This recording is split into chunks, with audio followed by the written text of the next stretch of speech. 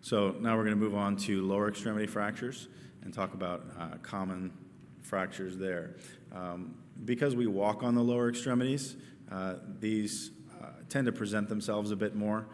People can kind of splint their arms and prevent use, and that's easier to kind of cover up the symptoms. But when someone can't walk, that's a little bit bigger of a deal. You can't really get around that. So here's a picture of a pelvis, and this is a common injury. This is a pelvic ring injury, and if we look at the ring itself, overall it's pretty symmetric, and this is a commonly missed injury.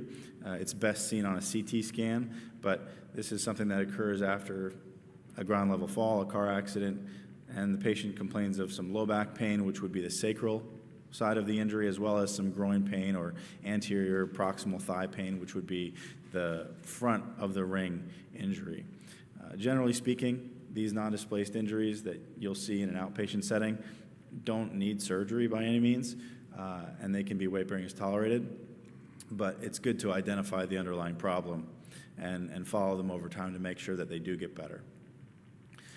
Here's a picture of some insufficiency fractures in a pelvic ring. So this would be less of a traumatic injury and more of something that develops over time. Someone with low back pain, groin pain that develops. Usually this is an elderly patient who's osteoporotic, and they just have this ongoing pain. You don't really have a source. The best imaging for this is an MRI to look for insufficiency fractures. You'll see edema in the bone. Here are some common places where we'll see insufficiency fractures. I would say most commonly in the sacrum would be where we see insufficiency fractures.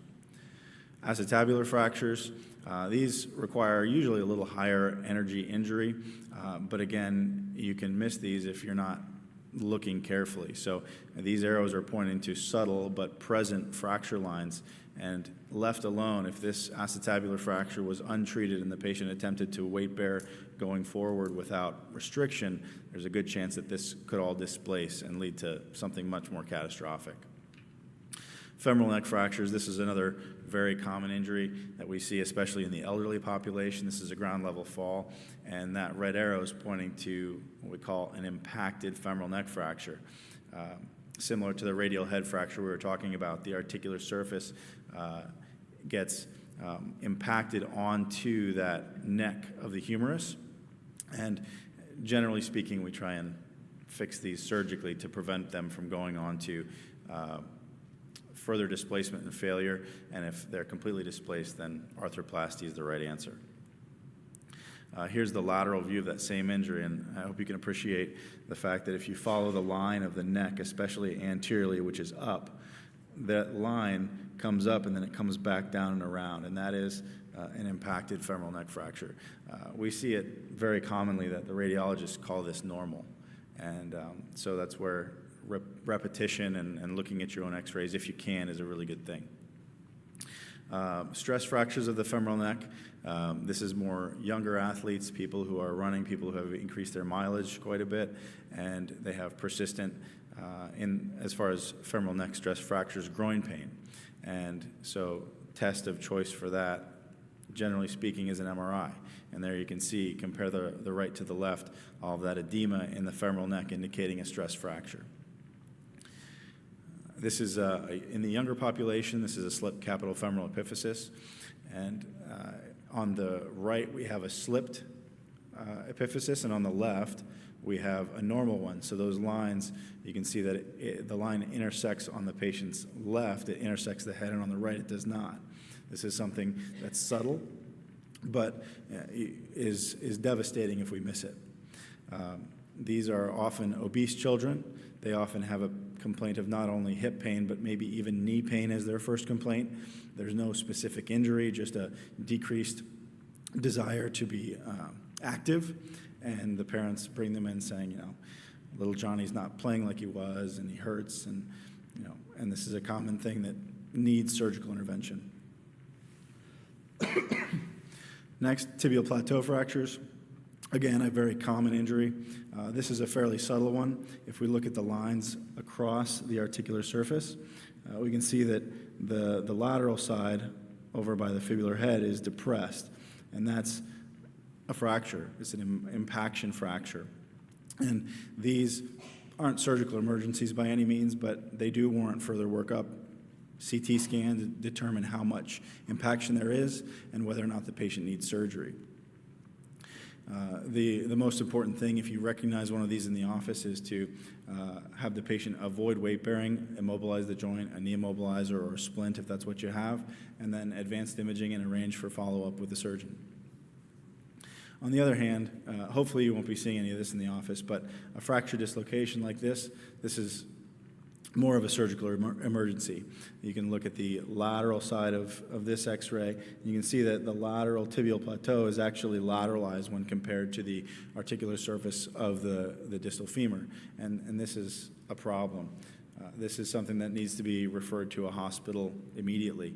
There's a risk of neurovascular injury, compartment syndrome, those sorts of things with these injuries, and they need to be stabilized immediately. That's not the kind of patient that's appropriate to let go home and then follow up in the office sort of thing. Here's a common injury that is often missed because there's no apparent fracture. So we see this ankle x-ray, and overall, I don't see any fracture lines. Maybe something doesn't look quite right, but hey, the radiologist said there was no breaks, so, why don't you go put a little ankle brace on it and see if you can get back to playing sports. Well, if you image the entire bone, maybe you'll see that you have this fracture up top. That's the fibula, and this is a Maisoneuve type fracture. And this is a rotational ankle injury, but there's no actual bone injury down at the ankle joint. And this is easily missed because oftentimes we don't get full-length images. If there's a suspicion for that sort of injury, immobilize it and refer to a surgeon because that injury definitely needs surgery. Talar neck injuries, this is an image, plain films of a talus, and we have an AP and a lateral, and overall it looks pretty good. I don't see anything broken, nothing obvious, but the patient complains of an inability to weight bear, and so we get advanced imaging. What do we see? Well, it's a non-displaced talar neck fracture, and these will displace with time if missed. So these need surgery as well. Again, these need a high index of suspicion, CT, and surgery.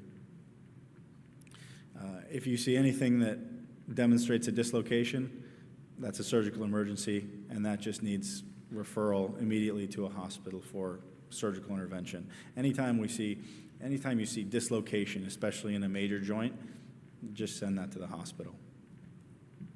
Lisfranc joint, Dr. Clare was talking about that a bit. Here's a picture of a normal and an abnormal Lisfranc joint. So the Lisfranc joint, like Dr. Clare was talking about, refers to this articulation between the midfoot bones, which would be the cuneiforms, and over to the cuboid with the bases of the metatarsals. And that increased space on the right of the screen is a disruption of the ligamentous complex that supports that group of joints.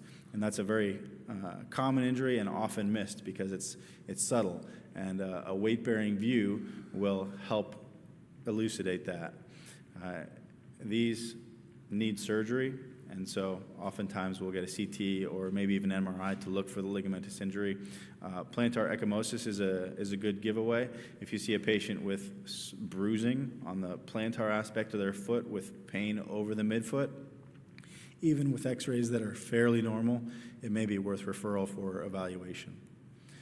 Calcaneus fractures, non-displaced calcaneus fractures can certainly be followed up in the office and treated conservatively, but anything where, again, there's a dislocation or a shift in a joint, this is more of an urgent problem.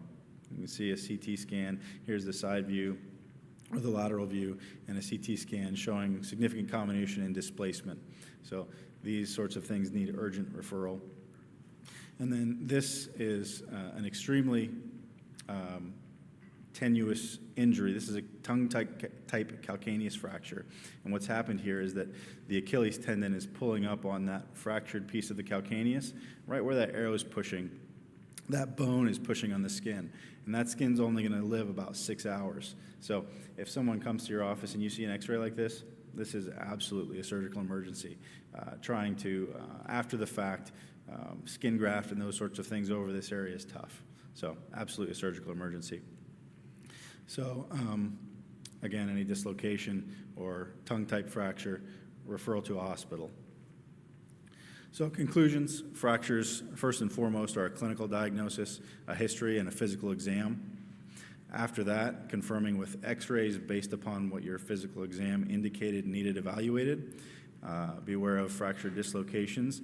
Those require a much more urgent evaluation and referral. And then if you have concern with subtle injuries, if you have any question, immobilize them, protect their weight bearing, and then make sure that they have timely follow-up. Questions? Questions?